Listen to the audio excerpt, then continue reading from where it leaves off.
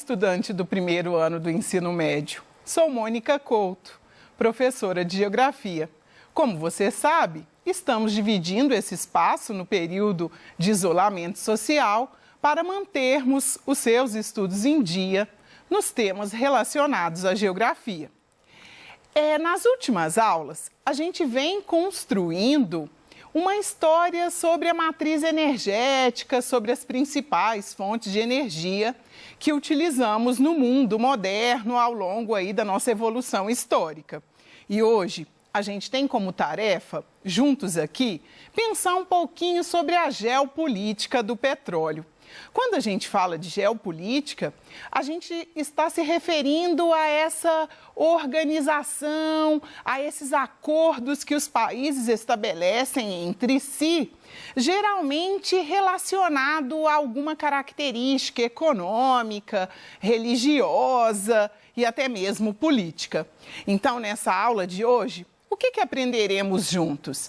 Vamos reconhecer a importância do petróleo como principal fonte da matriz energética mundial e brasileira. Se você se lembra, o petróleo é a principal fonte de energia utilizada pela humanidade. No Brasil, a nossa matriz elétrica é que está associada ao uso da água, né? As quedas d'água lá, as usinas hidrelétricas, é que dão energia, a maior energia usada por nós, então, vem da matriz hidroelétrica. Mas, no geral, se a gente pensa todas as atividades econômicas brasileiras, assim como as mundiais, a base da nossa matriz também é o petróleo. Nós vamos entender como é que esse cenário atual, como é que essa geopolítica, como é que se faz essas relações em torno dessa matéria-prima tão importante que é o petróleo. E nós vamos identificar o papel do nosso país, o Brasil, dentro dessa geopolítica, né? De que lugar a narrativa do nosso país, o Brasil, é construída quando a gente pensa o petróleo. Então, para começar, mas por que o petróleo é tão importante? Inclusive, eu trouxe aqui uma amostra, né, do ouro negro, então o petróleo. E por que esse petróleo é tão importante? A gente conversou em outras aulas que o petróleo dele derivam muitos dos produtos que utilizamos. Quando a gente pensa o seu refino, do seu próprio refino, a gente consegue extrair, por exemplo, a gasolina, o óleo diesel, inclusive o utilizado nas aeronaves, né? A gente consegue extrair enxofre, nafta. Então, são vários os derivados do petróleo. E existem estudiosos e cientistas que afirmam: estaríamos na era do petróleo? Então, aqui eu trouxe uma nuvem de palavras que diz desses derivados do petróleo e de todos os recursos que são possíveis serem produzidos e utilizados por nós a partir dessa matéria-prima. Então, aqui tem exemplo: plástico, lubrificantes, a própria gasolina, o óleo diesel, alguns medicamentos, tinta, borracha. Então, é uma infinidade de produtos que a gente utiliza, que são derivados desse petróleo ou tem o petróleo na sua composição.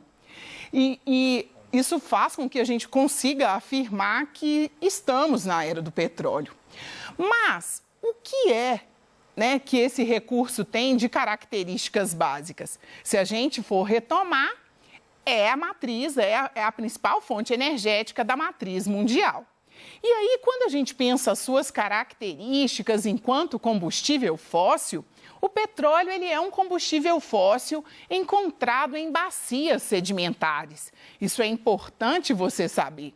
Porque quando a gente fala de minerais metálicos, por exemplo, minério de ferro, ouro, a gente está dizendo de rochas cristalinas. Então, são remotas as chances de encontrarmos petróleo em rochas cristalinas. Então, vale a pena guardar que o petróleo é um combustível fóssil encontrado em rochas sedimentares. Como já conversamos, é um combustível fóssil poluente. A queima do petróleo emite gases que intensificam o efeito estufa. Então, muito dessas discussões, né, o grande vilão aí do aquecimento global, a queima de combustíveis fósseis, não só do petróleo, mas também do gás natural, do carvão mineral, né? Então, é um combustível poluente, é o que a gente fala de um combustível sujo, não renovável. Se lembra? Precisou de milhões de anos da história geológica da Terra para esse petróleo ser formado. Dentro da nossa condição de seres humanos, numa escala de tempo biológica, a natureza não consegue repor esse combustível nesse nosso tempo. Então, um combustível não renovável. E um ponto muito importante, uma característica muito importante, é que o petróleo é considerado uma commodity. E o que significa isso? É uma matéria-prima negociada em bolsas de valores. É uma matéria-prima de importância internacional que o seu preço e a sua regulação comercial serão feitas em bolsas de valores. Então já fica uma dica, né?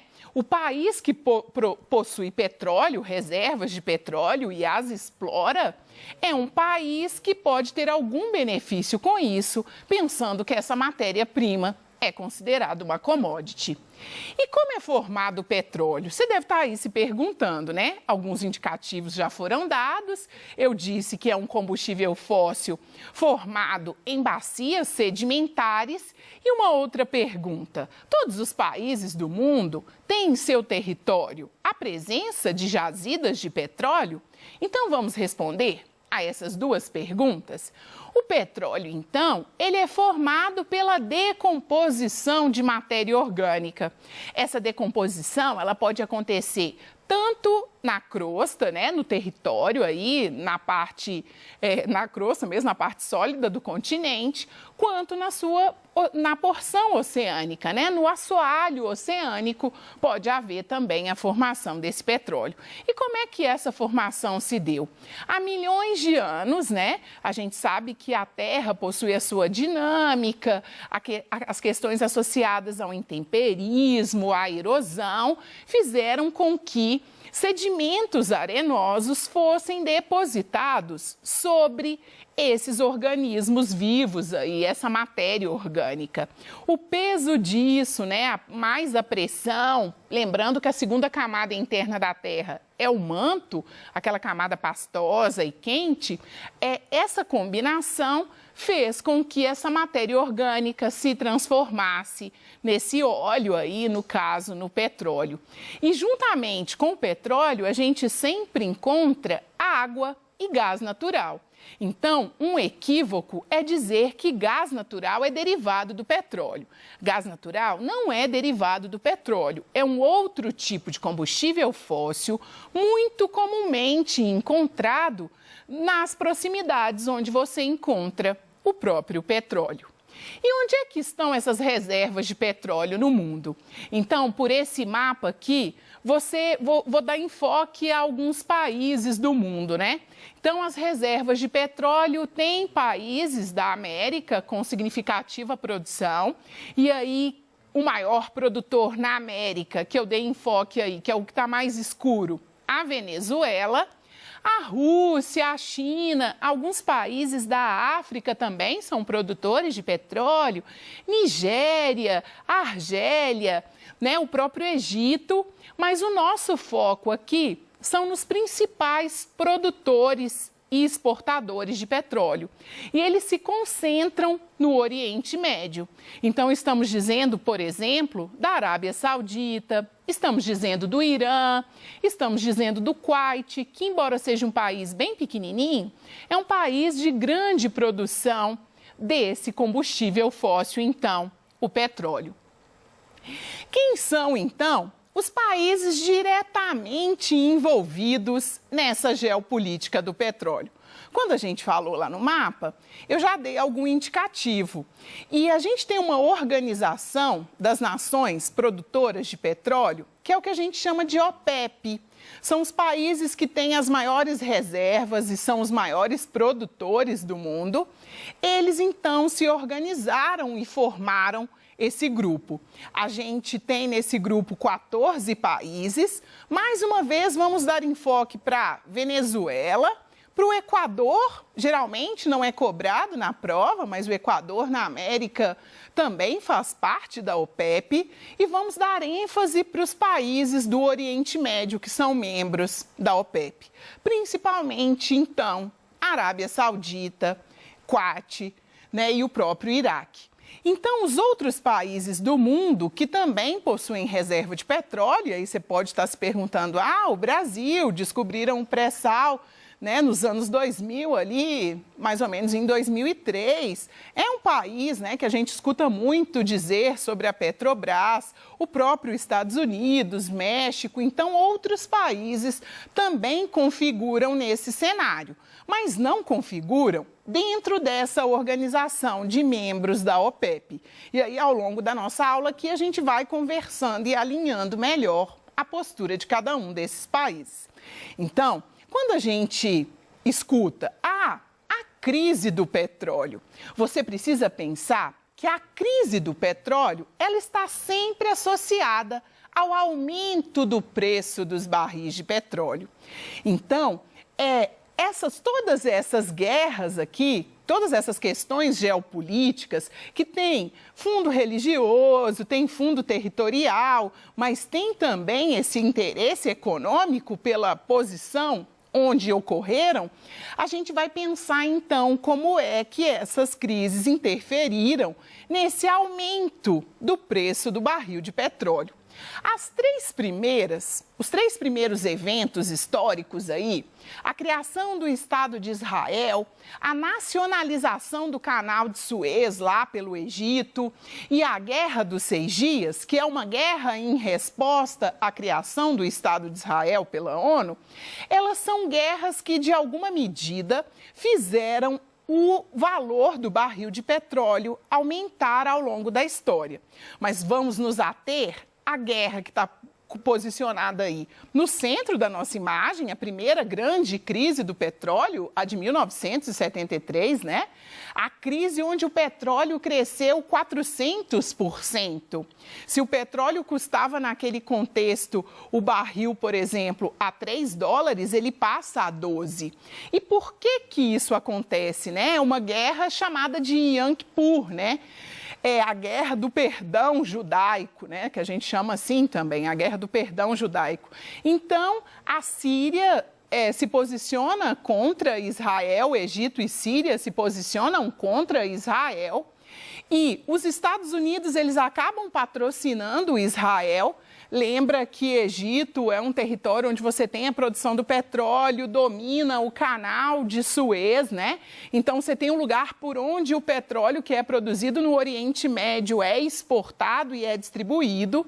E os Estados Unidos, ele faz esse apoio a Israel e acaba fazendo com que, em represália, em ofensiva, os países do Oriente Médio elevem o preço do petróleo. Elevem o preço do petróleo acreditando que isso vai gerar uma crise econômica nos países do mundo.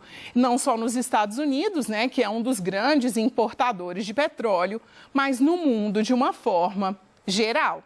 E aí a gente vai ter outros conflitos que vão fazer com que esse valor do petróleo oscile. Então, um deles é a Revolução Iraniana, né? Na Guerra Fria, no contexto de Guerra Fria, os Estados Unidos, eles expulsam Khomeini e ele vai se exilar na Europa e o desejo dos Estados Unidos de tirar um líder religioso era fazer com que aquele país se abrisse ao capitalismo, mudasse seus hábitos, aumentasse o consumo. Khomeini, mesmo exilado, ele tem uma influência grande no país, ele consegue mandar escritos, esses escritos são divulgados. E ele volta, então, como presidente aí, né, no governo do país. E isso vai fazer com que, pensando o Irã, um grande produtor de petróleo, isso também vai impactar no preço do combustível. A Guerra do Golfo, né, um outro evento aí, pensando o Iraque, né, nesse evento, o Iraque, Saddam Hussein, ele acaba invadindo o Kuwait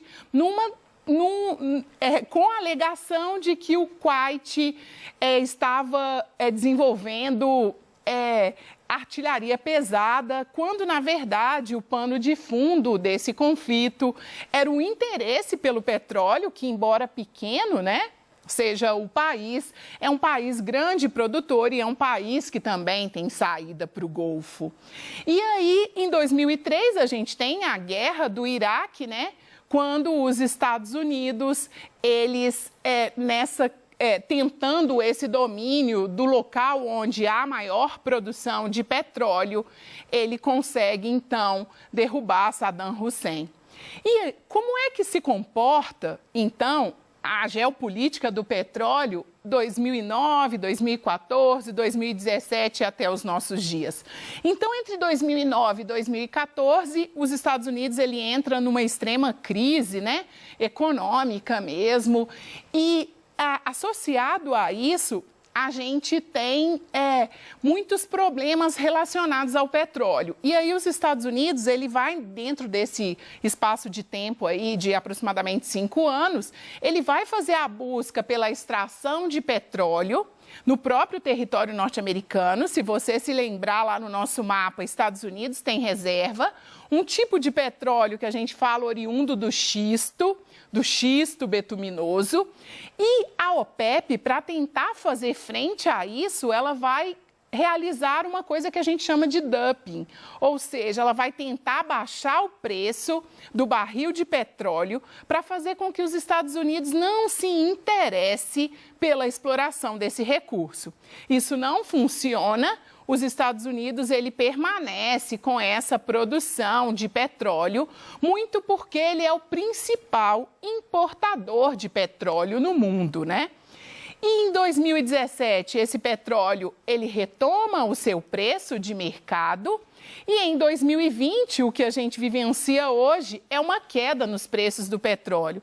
Ela está associada a um problema entre Rússia e Arábia Saudita.